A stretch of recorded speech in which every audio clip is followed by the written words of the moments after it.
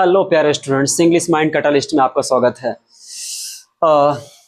उम्मीद करता हूं कि आप बहुत ही अच्छे होंगे और आप अपना ख्याल रख रहे होंगे। इसी के सिलसिले में मैं 2 दिन वीडियो नहीं डाल पाया क्योंकि मेरी तबीयत ठीक नहीं थी। और आज मैं एक आपको बहुत ही शानदार वीडियो में बताने चल रहा हूं। इस वीडियो में मैंने लिखा है कि एन का प्रयोग कैसे और कब करें।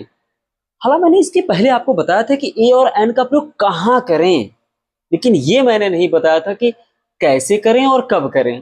इस वीडियो में मैं आपको बताऊंगा कि ये चीज़ें जिसमें आप भटकते हैं वो आपको भटकना नहीं पड़ेगा। तो ध्यान से मेरी तरफ आप इस वीडियो को पूरा अंत तक देखेंगे जिससे चीज़ें स्पष्ट हो जाएं। तो पहली बात तो मैंने आपको ये बताया था कि ए और एन क्या है। ये एक तरीके से मैंने बताया क्या है, ये डिटरमिनर्स हैं। ये क्या है? डिटरमिनर्स। डिटरमिनर्स क्या होते थे? डिटरमिनर्स एडजेक्टिव हैं। किसके एडजेक्टिव हैं? डिटरमिनर्स एक तरीके से डिमॉन्स्ट्रेटिव एडजेक्टिव हैं। डिमॉन्स्ट्रेटिव एडजेक्टिव हैं ये। तो बोलेंगे डिमॉन्स्ट्रेटिव एडजेक्टिव कौन कौन से हैं? है तो काफी, लेकिन जिसमें से मैं ऐसे बता देता हूं। जैसे मैं कहूं this, that, these, those, such, the same. और भी एडजेक्टिव है, लेकिन फिलहाल डिमॉन्स्ट्रेटिव एडजेक्टिव इसी में काउंट हम करते हैं। मेरी बात सुनिए, एक तरीके से डिटरमिनर्स हैं। डिटरमिनर्स का मतलब एक तरीके से डिमॉन्स्ट्रेटिव एडजेक्टिव है। तो उसका प्रयोग आप जान गए कि ए और जो एन है ये किसी का वीक फॉर्म है, कमजोर रूप है। देखिए कैसे कमजोर रूप है ये। ए और एन वन का ही कमजोर रूप है, वन का ही कमजोर रूप है। तो वन का मतलब क्या होता है? एक। अब क्या इसका मतलब केवल एक होगा? जी नहीं। हम लोग आज इसी के बारे में जानेंगे कि इस ए एन का क्या क्या मीनिंग होता है, कहाँ कहाँ इसका यूज करना चाहिए। यही तो जानने के लिए आज हम इसको पढ़ रहे हैं। तो मैं इसको मिटा करके चीजें बहुत स्पष्ट तरीके से आपको बताना चाहता हूँ कि देखिए देखिए पहला मैं आपको बता रहा हूँ, इसका जो पहला यूज है कि ए और एन जो होता है इसको इंडिफिनिट इसलिए कहते हैं। इसको मैंने बताया था ना कि इसको इंडिफिनिट आर्टिकल कहते हैं। इसको इंडिफिनिट आर्टिकल इसलिए कहते हैं क्योंकि इसकी मीनिंग हमेशा चेंज होती रहती है। जैसे इसका कभी कभी मीनिंग निकलेगा एक, कभी निकलेगा कोई, कभी निकलेगा कि चाल से, कभी निकलेगा कि दर से, कभी निकलेगा सब, कभी निकलेगा पर। और पहले तो इतना देख लीजिए कि इतनी मीनिंग है। इंडिफिनिट का मतलब ही होता है, इंडिफिनिट का मतलब ही होता है अनिश्चित, जिसकी मीनिंग ही निश्चित न हो, अर्थात फिक्स न हो। इसे इंग्लिश में कहते हैं अनसर्टेन। इसे इंग्लिश में कहते हैं अनसर्टेन का मतलब अनिश्चित, जिसकी मीनिंग ही फिक्स ना हो, उसी को कहते हैं इंडिफिनिट। तो इंडिफिनिट मीनिंग देखिए किस तरीके से बदल रही है। इसका एक, कोई, की चाल से, की दर से, सब, पर, इस तरीके से इसकी मीनिंग निकलती। क्या इतनी ही मीनिंग होती है? जी नहीं, बहुत सारे फ्रेजेस में आप देखेंगे कि वहां पर भी इसकी मीनिंग बदलती रहती है। तो ध्यान से देखिएगा, मैं एक एक आपको चीजें बताते चलता हूं जिसमें चीजें आपके लिए बहुत ही आसान हो जाए। तो मैंने क्या बताया? पहला इसका यूज निकलता है एक के अर्थ में। किसके? एक के अर्थ में। जैसे मैं कहूं ए और एन, मैंने क्या बताया? वन के अर्थ में। वन का मतलब होता है एक, वन का मतलब होता है एक। जैसे मैं कहूं आई हैव ए कार, मेरे पास एक कार है, मेरे पास एक कार है। You have, you have a toy, तुम्हारे पास एक खिलौना है। देखिए यहां पर एक, यहां पर क्या निकल रहा है? एक खिलौना है तुम्हारे पास। तो पहला यूज क्या था? पहला यूज था कि ए एन किस तरीके से वन कब हो जाता है। तो अब मैं दूसरा यूज बताने चल रहा हूं कि ए और एन का मीनिंग बदलता भी तो है। क्यों इंडिफिनिट कहेंगे? क्योंकि अनसर्टेन है, अनसर्टेन है तभी तो इंडिफिनिट है। तो पहला यूज तो आप ये जान गए। दूसरा यूज जानते हैं कि ए और एन का मीनिंग कोई भी निकलता है। जैसे मैं एग्जांपल दे रहा हूं आपको कि दूसरा यूज दे रहा हूं, ए और एन का जो मीनिंग होता है कोई अर्थ निकलता है। बोलेंगे सर कोई? हाँ, जैसे कि आपने बहुत किताब में पढ़ा होगा, हाँ, देयर वॉज ए किंग, कोई राजा था जो बहुत नालायक था। तो क्या लिखते थे? There was a king. अब यहां पर जो ए देख रहे हैं इसका मतलब हुआ कोई, कोई राजा। क्या मैंने दिया? कोई राजा। अगला दे रहा हूं, there was a, sorry, there was a queen, कोई रानी थी, कोई रानी। अब देखिए जरा यहां पर जो ए और ए लगाया गया है इसका मतलब निकल रहा है कोई। अब आपको लग रहा होगा अरे ये कैसे हो रहा है, ये ऐसे ही होता है, इसीलिए तो इसको कहते हैं इंडेफिनिट।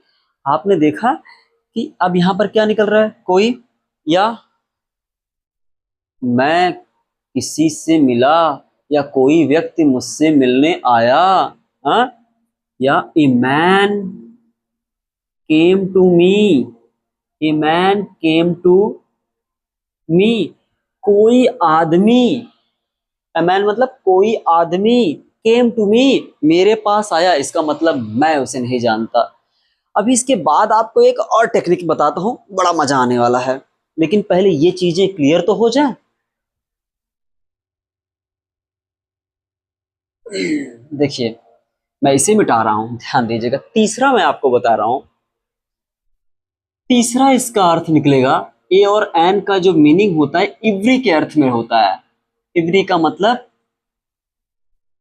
प्रत्येक या हर एक जिसे बोलते हैं।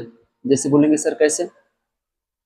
जैसे मेरा दोस्त हर सप्ताह या प्रत्येक सप्ताह मुझसे मिलने आता है।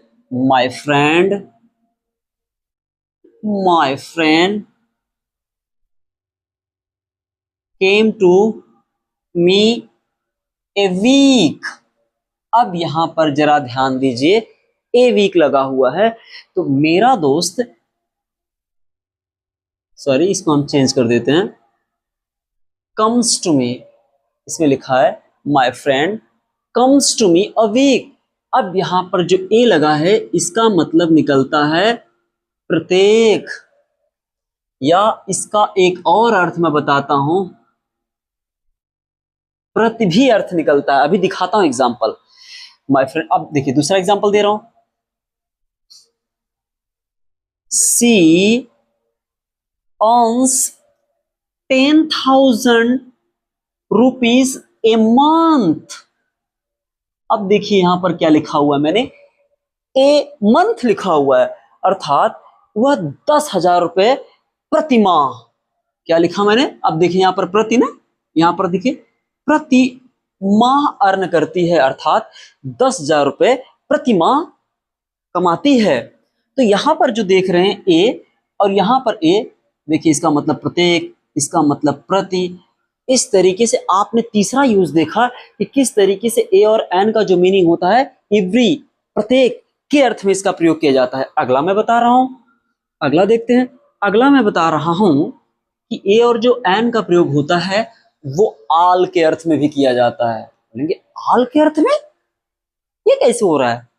हाँ इसीलिए तो बोल रहा हूं। देखिए चौथा मैं बता रहा हूं कि ए और एन का जो प्रयोग होता है ये ऑल के अर्थ में किया जाता है। ऑल माने होता है सब, पूरा, इस टाइप के इसका अर्थ निकलता है। एग्जाम्पल दे रहा हूं, जैसे मैं कह रहा हूं a cow has a tail, a dog has a tail. अगर मैं कह रहा हूं a dog, a dog has a short tail, हाँ। अब यहां पर लिखा है मैंने कुत्ते की एक छोटी पूंछ होती है। अब देखिए यहां पर पहले आप देखिए लिखा है ए डॉग। ए डॉग का मतलब एक कुत्ता? जी नहीं, इसका मतलब हुआ कि प्रत्येक कुत्ता, सारे के सारे कुत्ते, सारे कुत्ते मतलब ऑल डॉग्स। इसका मतलब ही हुआ ऑल डॉग्स। या मैं एग्जांपल दूसरा दूं, ए काऊ हैज ए टेल, गाय की एक पूंछ होती है, इसका मतलब एक गाय नहीं, इसका मतलब प्रत्येक गाय, जितनी भी संसार में गाय हैं सबकी सब, ऑल काउज। इसका मतलब क्या हुआ? ऑल काउज हुआ। आप देख रहे हैं कि चीजें आपके सामने इस तरीके से आपने ये देखा कि मैंने ये बताया कि ए और एन का प्रयोग ऑल के अर्थ में भी किया जाता है। अब अगला मैं बताने चल रहा हूं कि ए और एन किस तरीके से फिर इसकी मीनिंग बदलेगी। ए और एन की मीनिंग किस तरीके से इसकी मीनिंग हम लोग बदल देंगे। अब अगला मैं बता रहा हूं ए एन का जो प्रयोग होता है, ए और एन का जो प्रयोग होता है की चाल से, की चाल से इसकी मीनिंग बदलती है। बोलेंगे सर कैसे? जैसे मैं एक एग्जांपल दे रहा हूं, ट्रेन 80 किलोमीटर प्रति घंटे की चाल से चल रही है, मैं 5 किलोमीटर प्रति घंटे की चाल से दौड़ रहा हूं। इस तरीके की एग्जांपल को जरा समझते हैं। जैसे मैं कहूं I walk 5 kilometre an hour. अब देखिए यहां पर जो एन आवर आपको दिखाई दे रहा है, इसका मतलब हुआ कि चाल से, कि कब कितने चाल से? 5 किलोमीटर की चाल से या मैं चल रहा हूं। या अगला एग्जांपल दे रहा हूं, the train runs 80 kilometre an hour. इसका मतलब हुआ जो ट्रेन है वो 80 किलोमीटर प्रति घंटे की चाल से चल रही है। तो की चाल से, अब देखिए जितनी लगभग 4-5 में प्रयोग बताया, और 4-5 प्रयोग में आप देख रहे हैं हमेशा इसकी मीनिंग बदल रही है। क्या इतनी है? नहीं, और भी है, जरा समझते हैं। इसीलिए तो इसका नाम है इंडेफिनिट। इंडेफिनिट का मतलब ही होता है अनसर्टेन, जिसकी मीनिंग फिक्स ना हो, इसीलिए इसको कहते हैं इंडेफिनिट। अब यहां तक तो चीजें स्पष्ट हो गई कि की चाल से, की दर से। अब इसके अलावा और क्या हो सकता है? तो अब मैं बता रहा हूं कि अगला जो बताने चल रहा हूं, यदि किसी प्रॉपर नाउन को कॉमन नाउन की तरह बिहेव किया जाए, तब उसका मतलब ए और एन का मतलब होता उसके जैसा या उसकी तरह। जैसे मैं कह रहा हूं, अगला समझेंगे। इसका रूल ये कहता है कि यदि किसी प्रॉपर नाउन को ऐसे बिहेव किया जाए कि कॉमन नाउन की तरह दिखने लगे। अब देखिए बोलेंगे सर वो कैसे? उसको एग्जांपल के थ्रू समझाता हूं। ऐसे बिहेव करें कि वो क्या हो जाए? कॉमन नाउन की तरह बिहेव करे। कॉमन नाउन की तरह बिहेव करो तो ऐसी कंडीशन पर उस ए और एन का मतलब होता है जैसा या की तरह, उसकी तरह, सॉरी इसको मैं सही कर रहा हूं, की तरह इसका मतलब होगा। बोले कि एग्जाम्पल कैसे सर? एग्जाम्पल से चीजें ज्यादा स्पष्ट होंगी। जैसे मैं कहूं कोई संस्कृत में बहुत विद्वान हो तो क्या कहेंगे? यार कालिदास की उपमा की जाती, इतना बड़ा विद्वान व्यक्ति उनकी तरह कोई था ही नहीं। अब उस व्यक्ति को बोल रहे हैं, जैसे उस व्यक्ति का नाम मोहन है, मोहन यार तुम तो कालिदास हो, इसका मतलब तुम कालिदास जैसे हो। हालांकि कालिदास तो नहीं बन पाएंगे, लेकिन कालिदास की उपमा देने का मतलब है कि तुम कालिदास जैसे हो। या कोई व्यक्ति अंग्रेजी में बहुत बड़ा विद्वान व्यक्ति हो तो बोलेंगे यार अरे तुम तो शेक्सपियर हो भाई, हाँ तुम तो जॉन मिल्टन हो, तुम तो पीबी शैली हो। इसका मतलब है कि तुम पीबी शैली जैसे हो, तुम जॉन मिल्टन जैसे हो, तुम विलियम शेक्सपियर जैसे हो। ठीक है, अब जरा इसको एग्जांपल देते हैं। मैंने क्या बताया? किसी प्रॉपर नाउन को अगर कॉमन नाउन की तरह बिहेव किया जाए तो वहां पर ए और एन का मतलब होता है जैसा या उसकी तरह। समझाता हूं एग्जांपल के माध्यम से। डरना नहीं है, डरना मना है मेरी क्लास में। मैंने कहा ना जादुई तरीके से समझाता हूं, जादू की झप्पी दूंगा, अभी आपको 2 मिनट में समझ में आ जाएगा। एग्जाम्पल दे रहा हूं, मैंने क्या बताया? जैसे मैं कह रहा हूं अर्क इज ए कालिदास, अर्क इज ए कालिदास, अर्क इज ए कालिदास। इसका मतलब जो अर्क है, जो अर्क नामक एक बच्चा है या कोई लड़का है, ये किसकी तरह है? ये कालिदास जैसा है, अर्थात ये कालिदास की तरह इतना विद्वान संस्कृत में है। या या मैं कहता हूं मृदुल इज ए शेक्सपियर, यानी मृदुल नामक एक लड़का है जो शेक्सपियर की तरह विद्वान है। अर्थात शेक्सपियर जितने बहुत बड़े विद्वान थे, कुछ कुछ वैसा ही वह विद्वान है। लेकिन भाई वैसा तो हो नहीं सकते, लेकिन करा उसके जैसा। तो आपने देखा कि ये भी देखिए क्या है, जरा देखिए, ये तो है प्रॉपर नाउन, शेक्सपियर भी प्रॉपर नाउन है। लेकिन अब इस व्यक्ति को, ये जो व्यक्ति यहां पर दिखाई दे रहा है, इसको मैं काली शेक्सपियर से तुलना कर रहा हूं और इसके पहले मैं ए लगा दिया, तो ऐसी कंडीशन पर उसका मीनिंग क्या होता है, जैसा या उसकी तरह। तो अब मैं बताने चल रहा हूं एक और नई चीज। ए और एन हल्का सा, क्योंकि इसके बाद मैं द का यूज बताऊंगा, लेकिन फिर भी मैं बता देता हूं। जब पहली बार किसी से मिलते हैं, पहली बार, और उसको जानते नहीं, चाहे उस किसी वस्तु की बात कर लें, किसी इंसान की बात कर लें, या कोई जगह की बात कर लें, जब पहली बार उस व्यक्ति से मिलते हैं, अब बोलने वाला या सुनने वाला, मैंने क्या कहा, बोलने वाला और सुनने वालों को नहीं पता है किसके बारे में बात की जा रही है, उसके बारे में, तब ऐसी कंडीशन पे इंडेफिनिट आर्टिकल का यूज अर्थात ए और एन का यूज करते हैं। लेकिन जब दोबारा उसी की चर्चा की जाती है, तब उसके पहले द या दी आर्टिकल का यूज करते हैं। बोले कि सर कैसे, समझाता हूं, देखो।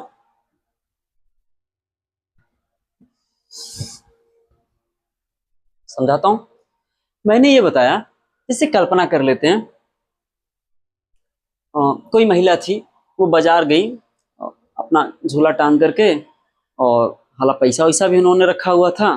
तो जैसे बाजार में सामान होने लगे, काफी भीड़ थी, उसी में से एक चोर आया, एक मनचला आया और तुरंत बैग छीना और लेके चंपत, अरे अरे सुनो सुनो सुनो, ये मेरा चोर, किसी ने मेरा पर्स लिया, किसी ने मेरा पर्स लिया। महिला ने क्या कहा, किसी ने मेरा पर्स लिया। अर्थात जो महिला बात कर रही है, उनको नहीं पता है कि किसने पर्स चोरी कर लिया। उन्होंने क्या बताया, अरे किसी ने मेरा पर्स चोरी कर लिया, मैंने उसका चेहरा देखा है। अब समझ, मैंने क्या कहा आपसे कि जब पहली बार, फर्स्ट टाइम किसी की चर्चा की जाती है, किसकी चर्चा की जाती है, किसी व्यक्ति की चर्चा की जाए, किसी प्लेस की चर्चा की जाए, या किसी थिंग्स की चर्चा की जाए, या और भी किसी चीज की चर्चा अगर कर रहे हैं, तो उसके पहले ए और एन आर्टिकल का यूज करते हैं। लेकिन दोबारा जब इसी की चर्चा करेंगे, तब उसके पहले ए एन आर्टिकल का यूज नहीं करेंगे। एग्जाम्पल के थ्रू समझाता हूं, देखिए, जैसे मैं कहूं, ये महिला क्या बोल रही है कि अरे किसी ने, हाँ, या आई मेट, ये मैन, मैं एक आदमी से मिली, एक व्यक्ति से मिली, हु स्टोल माय पर्स। जरा ध्यान दीजिएगा, इसमें एक सेंटेंस मैंने लिखा हुआ है। एक महिला बोल रही है कि मैं एक इंसान से मिली, उनसे बात कर रहा था, करते करते अचानक छीना, लेके भाग गया। अब यहां पर उन्होंने क्या बोला कि मैं एक आदमी से मिली, उस आदमी को ये जानती नहीं थी, जो भी महिला थी या जो भी पुरुष था, वो जानता या जानती नहीं थी।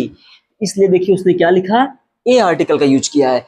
लेकिन मान लेते हैं, कल्पना कर लेते हैं, कुछ दिन बाद उस आदमी फिर मिला, बोलेंगे अरे मम्मी मम्मी, ये तो वही है, ये तो वही आदमी है जिसने मेरा पर्स चुराया था। क्या बोली, ये वही आदमी है जिसने मेरा पर्स चुराया। इसका मतलब हुआ ये महिला या व्यक्ति उस आदमी को जानता था पहले से, इसीलिए तो उसने कहा ये तो वही आदमी है। भाई किसी ने और वही आदमी में अंतर होता है। अगर ये बोल रही हैं, देखिए पहली बार इन्होंने उस आदमी के पहले क्या किया, ए आर्टिकल यूज किया, लेकिन दोबारा कल्पना कर लेते हैं कि इंसान इनको दोबारा मिल गया, किसी बाजार मिल गया, किसी चौक पे मिल गया, कहीं पर चाय पीते मिल गया, इस चोर को इन्होंने पहचान लिया। तो ये ऐसे नहीं बोलेंगे, ये बोलेंगे क्या, मम्मी या पापा, ये वही इंसान है, ये वही कमीना आदमी है, ये वही चोर है, ये वही बदतमीज है जिसने मेरा पर्स चुराया था। This is the same man who stole my purse, who stole my purse. जरा ध्यान दो, अब यहां पर इन्होंने क्या किया, उस इंसान के लिए द आर्टिकल का यूज किया, अर्थात उस इंसान को ये जानती थी, तभी तो उन्होंने क्या किया, द। अगर इसको और एग्जांपल के थ्रू समझाने का प्रयास करता हूं, जैसे आपसे कोई कहे I live in a house, जैसे मैं आपसे कहूं, I live in a house, इसका मतलब कि जिस घर की बात कर रहा हूं आप उस घर के बारे में नहीं जानते, ठीक है, आप उस घर के बारे में नहीं जानते। देखिए मैं इसको एग्जांपल के थ्रू समझाने का प्रयास कर रहा हूं। मैं कहूं I live in a house, I live in a house, इसका मतलब जिससे बात की जा रही है या कहने वाले या सुनने वाले को उस चीज के बारे में एग्जैक्ट नहीं पता है कि घर, कौन सा घर, कहाँ है ये, किस जगह पर इसका लोकेशन है, अर्थात जिससे बात की जा रही है वह व्यक्ति वो नहीं जानता, या जो बात कर रहा है वो भी एग्जैक्ट कह रहा है कि मैं घर में रहता हूं, उसे बहुत ज्यादा जानकारी नहीं है, ठीक है। लेकिन जैसे मैं कह रहा हूं कि मैं घर में रहता हूं, मैं घर में रहता हूं, तो मुझे उस घर के बारे में, उस पते के बारे में, एड्रेस लोकेशन बहुत अच्छे से नहीं पता है। लेकिन अगर मैं कहूं I live in a house, मैं घर में रहता हूं, मैं किसी घर में रहता हूं, but the house is very dirty. अब देखिए, अब यहां पर देखिए क्या लिखा हुआ है, हाँ, पहली बार जब मैं चर्चा कर रहा तो उसके पहले ए और एन आर्टिकल का यूज कर रहा था, लेकिन दोबारा जब मैंने इसी घर की चर्चा की तो इसके पहले मैंने क्या यूज किया, द। इसका मतलब कहने और सुनने वाले को अब उस घर के बारे में ज्यादा जानकारी है। मेरी बात सुनिए, जब भी किसी किताब को या कोई सेंटेंस हम पढ़ते हैं तो आधा अधूरा पढ़ते हैं, क्योंकि भाई आधा पढ़ा, अब इसके बाद भी तो अगला सेंटेंस होगा यार, जब इसके बाद अगला सेंटेंस होगा तो इसका मतलब ये हुआ कि कहने वाला और सुनने वाला अगर उसके बारे में जानता है या उसी के बारे में दोबारा चर्चा कर रहा है, तब उसके पहले द या दी, इसको द कहां पढ़ते हैं, दी कहां पढ़ते हैं, मैं अगले नेक्स्ट वीडियो में आपको बता दूंगा। फिलहाल के लिए तब वहां पर द या दी का प्रयोग करते हैं। तो और भी चीजें, जैसे एग्जांपल दे रहा हूं, मुझे लग रहा है कि चीजें आपको समझ में आ रही होंगी। हाँ, आप रास्ते में जा रहे थे, आपको एक कुत्ता मिला, कुत्ता आया, सूंघने लगा, चाटने लगा, कहा आह कितना प्यारा कुत्ता है, लेकिन जैसे ही चाटते चाटते तुरंत ही पैर पकड़ ले, बोलेंगे अरे मम्मी मम्मी मैं रास्ते में जा रहा था, मुझे एक कुत्ता मिला, जानती हो मम्मी वो कुत्ता मुझे चाटते चाटते काट लिया। क्या बोलेंगे, आई मेट ए डॉग, पहली बार आपने चर्चा की है तो क्या किया, इस डॉग के पहले देखिए इंडेफिनिट आर्टिकल यूज किया, लेकिन आप अपनी मम्मी से आप आगे भी तो बात कर रहे हो, ऐसे थोड़ी कुंता कितना ही बोल के रुक गए, आप आगे बात करो कि mummy mummy I met a dog, the dog, the dog was mad, the dog was mad, वो कुत्ता, वो वो कुत्ता पागल था, अर्थात जिस कुत्ते की मैं, इसी कुत्ते के बारे में जब दोबारा चर्चा की जा रही तो देखिए इसके पहले क्या लगा, डिफिनिट आर्टिकल का यूज किया गया। तो मैं उम्मीद करता हूं कि चीजें आपको समझ में आ रही होगी, लेकिन क्या इतना यूज होता है, जी नहीं, और भी यूज होता है। तो इसके पहले कुछ फ्रेजेस में भी इसका यूज होता है, लेकिन मैं आपको उसे नेक्स्ट वीडियो में बता दूंगा, ताकि ये वीडियो ज़्यादा लंबा न बनने पाए और आप इस चीज़ को आसानी के साथ समझें, और ए और एन का और कहाँ यूज़ किया जाता है इसके बाद मैं एक और नेक्स्ट वीडियो में बना दूंगा, ताकि चीज़ें आपके लिए एकदम आसान हो जाएं। मैंने अपनी तरफ से पूरी कोशिश की समझाने की कि कहीं आपको किसी टॉपिक, इस टॉपिक में दिक्कत ना हो, और फिर भी मैंने रोचक बनाने का प्रयास किया, फिर भी लेकिन आपको अगर कोई दिक्कत हो, कोई परेशानी हो, तो आप मुझे कमेंट कीजिएगा, ताकि मैं उसमें से ये सोचूं कि आपको समस्या कहाँ आई। और मैं उम्मीद करता हूँ कि आपको चीज़ें समझ में आई होंगी। तब तक के लिए मिलते हैं एक नेक्स्ट वीडियो में। Thank you so much.